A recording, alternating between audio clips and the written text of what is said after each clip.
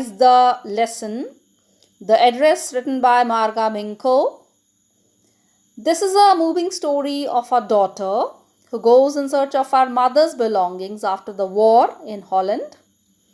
The narrator is the daughter of Mrs. S, who died during the war. The narrator went to 46 Marconi Street. This is the address which you have to remember here, and the whole story revolves around this address to see Mrs. Darling, who was an old acquaintance of her mother and who had removed almost all the belongings of her mother during the war to this place. All this was done with the Mrs. S silent consent, as Mrs. Darling wanted to save her things which they would lose if they had to leave the place. This was the thought of Mrs. Darling, who actually was a very materialistic lady.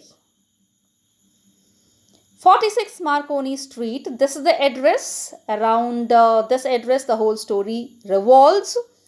The narrator had seen Mrs. Darling for the first time during the first half of the war. The story is divided into two parts. First one is before the war, another one is after the war. She had come home for a few days and noticed the change in the rooms. The change was that the things were missing from the house. She missed various things.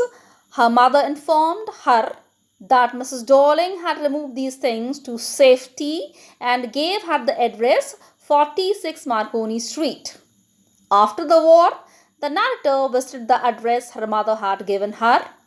She remembered Mrs. Darling clearly. She was a woman with a broad back.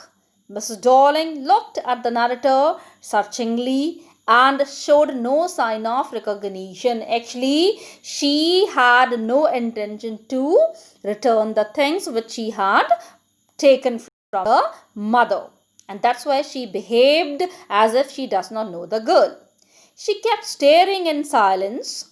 She saw that the narrator, who had recognized her mother's green knitted cardigan, was looking at it. She half hid herself behind the door and refused to see her.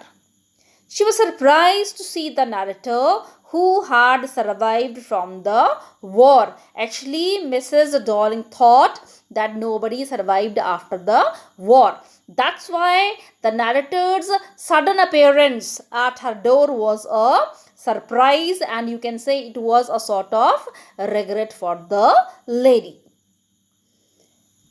The narrator's second visit, actually the narrator couldn't do anything during her first visit, and that's why she went to the same place for the second time. The narrator returned to the station and boarded the train. While in train, she remembered the first time she had seen Mrs. Darling and how her mother had introduced her to her old acquaintance and given the address.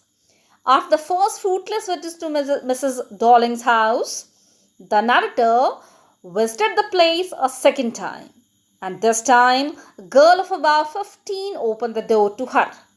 She asked the girl if her mother was at home. Since she was away, the narrator decided to wait for her. She followed the girl along the passage. The first thing that struck her was an old-fashioned iron Hanukkah candle holder hung next to a mirror. And then they went into the living room. The narrator was horrified, as she was in a room she knew and did not know. Actually, the things were kept of her mother, but they were kept in such an unsystematic order, and that's why the girl was horrified. The girl means the narrator was horrified. She found herself in the midst of things she had so wanted to see again, but which oppressed her in the strange atmosphere. The tasteless way of arrangement, ugly furniture, and the muggy smell all contributed to arouse this feeling. She didn't have the courage to look around her, and so she sat down and stared at the woolen tablecloth. As she followed the lines of the pattern, she remembered that it was their tablecloth which had a burn mark that had never been repaired, and soon she found the hole. This reminded her of her mother, who used to keep all these things in such a systematic and proper manner. Now the narrator returns with the memories of her mother. The girl poured her tea from a white pot which had a gold border on the lid. She opened the box and took out some spoons. The narrator praised this box. Mrs. Darling's daughter said that it was an antique. Actually, Mrs. Darling's daughter is unaware of the whole story. They had got lots more, and she pointed round the room. The narrator knew very well which things she meant, means those things belonged to her mother. She remarked that the cutlery, spoons, forks, and knives was silver. The girl laughed. She walked to the sideboard and wanted to open a drawer. The narrator felt perturbed. The objects linked with her mother aroused memories of her former life.